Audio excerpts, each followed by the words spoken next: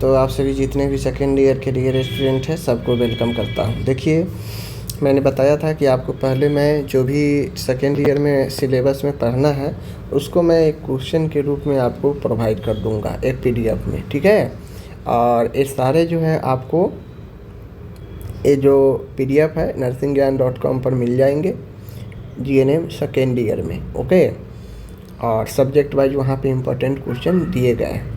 तो आगे जो भी स्टूडेंट सेकेंड ईयर में गए हैं, आगामी जिनका भी एग्ज़ाम है, तो उनके लिए मैं एक क्लास स्टार्ट कर रहा हूँ। तो पहले आप अपना इम्पोर्टेंट जो भी क्वेश्चन आपके सिलेबस में पढ़ना है उसको देख लीजिए, और मैं प्रत्येक दिन जो वीडियो लाऊंगा वो आपको यहाँ पे ये सारे क्वेश्चन के अंदर से इसी पीडीएफ के अंदर से मैं कराऊंगा, ओके। तो आपके पास ये पीडीएफ होना चाहिए ताकि आप चीज़ों को देख सके कि हाँ आपको ये पढ़ाई हो चुका है और आप ये पढ़ चुके हैं, बात समझ रहे हैं। और आपको फुली नॉलेज भी होना चाहिए क्वेश्चन के बारे में। अगर क्वेश्चन के बारे में आपके पास नॉलेज नहीं है मतलब आप पढ़ाई ठीक ढंग से नहीं कर रहे हैं, ठीक है। चलिए, मेडिकल सर्जिकल नर्सिंग 1 पहला पेपर होता है। तो चलिए हम लोग देखते हैं सभी राज्यों के लिए। ऐसा बात नहीं है कि कोई एक प्रॉपर स्टेट के लिए है, ऑल ओवर इंडिया में नर्सिंग सिलेबस इक्वल होता है, समझ रहे ना। यहाँ पे देखिए, biomedical waste management, okay, infection and इसके स्रोत, कोलिसाइटाइटिस, उसके बाद है शॉक, कोलिलिथियासिस, हाइपरटेंशन, ये सब शॉर्ट क्वेश्चन में पूछता है। इन्फ्लामेशन है, क्रॉनिक रीनल फेलुअर है, मेंजाइटिस है, एनेस्थेसिया और इसके प्रकार है, ओके। उसके बाद है नर्सिंग, जो इमरजेंसी सिचुएशन है उसमें नर्सिंग रोल है। उसके बाद ऑपरेशन से पूर्व मरीजों का सामान्य देखभाल है। उसके बाद है एसेप्टिक तकनीक के बारे में बताएं। उसके बाद है ट्रेकियोस्टोमी, मरीज के देखभाल के बारे में बताएं, बात समझ रहे हैं ना। देन है नोजोकोमियल इन्फेक्शन के बारे में संक्षिप्त टिप्पणी लिखे। उसके बाद ब्लड ट्रांसफ्यूजन के बारे में बताएं। देन उसके बाद है आपका एक्यूट एवं क्रोनिक रीनल फेलुअर में अंतर बताएं, समझ रहे हैं। उसके बाद है यहाँ पे चोट के प्रतिरोध प्रक्रिया के बारे में संक्षिप्त जो है यहाँ पे बताना है। हाथ धोने के विभिन्न चरण को बताना है, बात समझ रहे हैं ना। लंबर पंक्चर क्या होता है, एलपी और इसके इंडेक्शन और प्रक्रिया कैसे होता है बताना है। दर्द के प्रबंध के बारे में पूछ रहा है। चेस्ट सर्जरी, रोगी की पोस्ट ऑपरेटिव केयर बताना है चेस्ट सर्जरी के बाद। आगे है औषधियाँ क्या है, सुरक्षित रूप से औषधि देने के 5 सही नियम पूछ रहा है। इम्यूनिटी के प्रकार और इम्यूनिटी क्या है। पाइल्स की समस्या पर संक्षिप्त टिप्पणी देना है। घाव भरने की प्रक्रिया के चरण को बताना है कि घाव कैसे कैसे भरता है। हाइपोग्लाइसेमिया के लक्षण बताना है और ईईजी के बारे में संक्षिप्त में बताना है। स्वास्थ्य हेल्थ असेसमेंट क्या होता है, शारीरिक परीक्षण के विधियों का वर्णन करना है, ओके। ग्लास्को कॉमा स्केल के बारे में अपन बताना है। ओटी में सर्कुलेटरी नर्स की क्या जिम्मेदारियां हैं वो बताना है।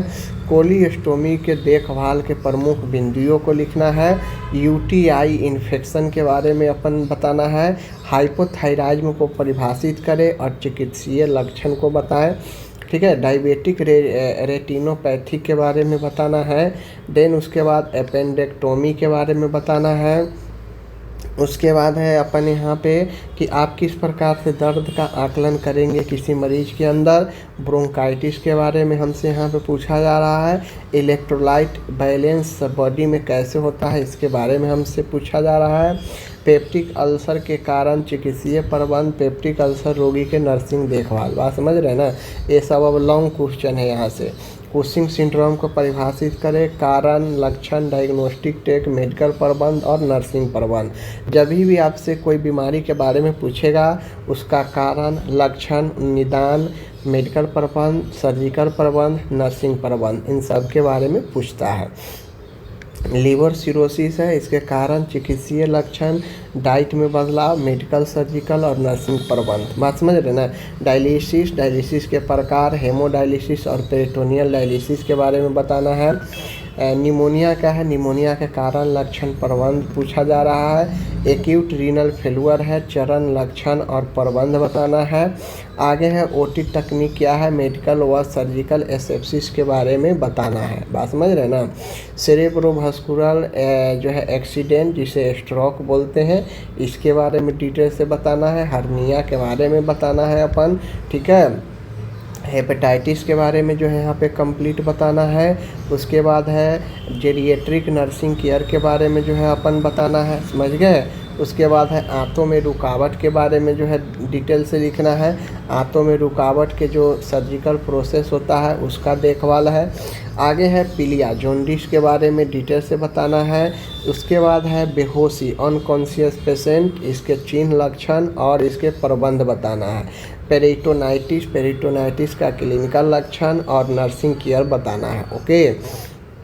आगे है सीओपीडी क्या होता है वर्णन करें, प्रबंध बताएं। बात समझ रहे हैं ना। ब्रोंकियल अस्थमा और इसके सूचीबद्ध करें और प्रबंध बताएं। मधुमेह डायबिटीज मेलिटिस के बारे में बताना है। पल्मोनरी ट्यूबरकुलोसिस क्या है, पल्मोनरी ट्यूबरकुलोसिस के चिन्ह लक्षण एंड मेडिकल प्रबंध। ओके। एपेंडिसाइटिस परिभाषा लक्षण बताना है। कंजेक्टिव कार्डियक फेलुअर लक्षण उपचार प्रबंध बताना है, ठीक है। गुर्दा प्रत्यारोपण के बारे में विस्तार से बताना है। ट्रेकियोस्टोमी निर्देश और यहाँ पे ट्रेकियोस्टोमी के बाद नर्सिंग देखभाल। बर्न है, बर्न का परसेंट लक्षण जटिलता नर्सिंग प्रबंध। ओके। आगे है एनीमिया, एनीमिया के 3 खास इलाज डॉक्टर को बताना है। आपातकालीन दवाइयों को सूची बताए, ठीक है। निम्न स्थितियों में नर्सिंग प्रबंध बताए। किन किन स्थितियों में, तो हृदय रोग से पीड़ित व्यक्ति, वृक्कीय विफलता से पीड़ित व्यक्ति, क्षय रोग से पीड़ित मरीज, सर्जरी के बाद प्रबंध। तो इन सब में नर्सिंग प्रबंध बताना है। बात समझ रहे हैं ना। कुछ दवाइयाँ हैं डाइजापाम, फुरसामाइड, पैरासीटामोल, विटामिन के, हिपेरिन, लैसिक्स, हाइड्रोकॉर्टिकोसोन, ये सब दवाइयाँ में प्रभाव और नर्सिंग मैनेजमेंट बताना है। बात समझ रहे हैं ना। तो इस प्रकार से ये आपका सेकेंड ईयर का आपका फर्स्ट पेपर होता है MSN, जो MSN में ज़्यादातर बीमारी के बारे में पढ़ना है। बात समझ रहे हैं ना। और ज़्यादातर बीमारी, दवाई और नर्सिंग प्रबंध, सर्जिकल प्रबंध के बारे में पढ़ना है। तो ये चीज़ें मैं यहाँ पे आपको दे दिया। अब ये PDF को हम फॉलो करते हुए डेली क्लास रेगुलर कराएंगे सेकेंड ईयर का दोपहर में। आपको इसको ज़रूर डाउनलोड करना है। ओके, धन्यवाद।